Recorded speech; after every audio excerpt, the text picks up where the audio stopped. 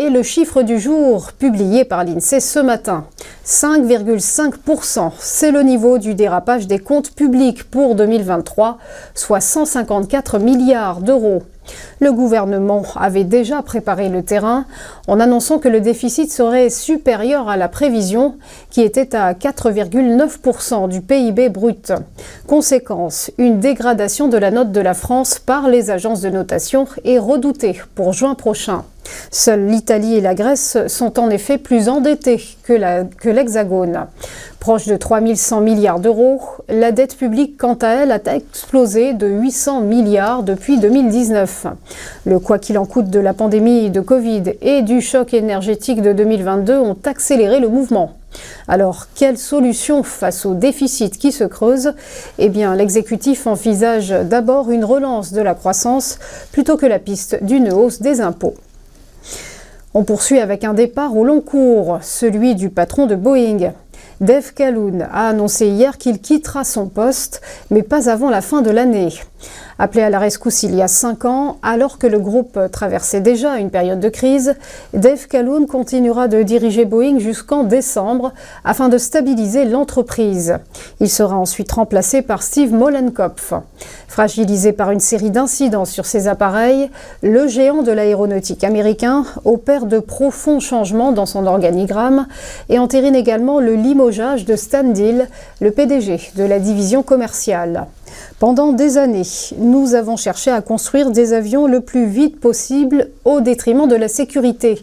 Et cela doit changer, a confessé le directeur financier de Boeing, Brian West.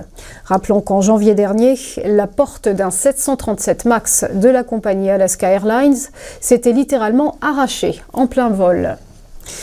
On termine avec Casino qui va suspendre son cours demain, mercredi.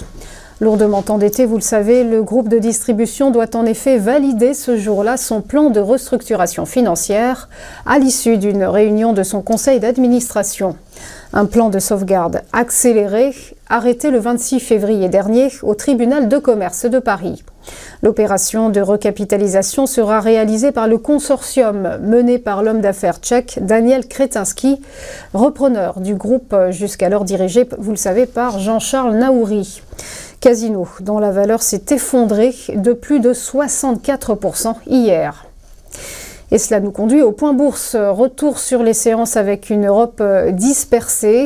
Le CAC 40 est resté stable à 8151 points. À Francfort, le DAX s'est lui redressé de plus 0,3%, pointant à 18 261 points.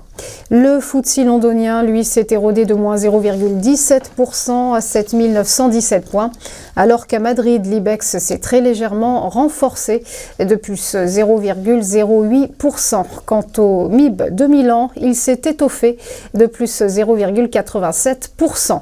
Du côté de Wall Street, le rouge était mis sur les indices avec un Dow Jones qui a perdu moins 0,41%, un S&P 500 qui s'est effrité de moins 0,31% et un Nasdaq Composite qui s'est contracté de moins 0,27%.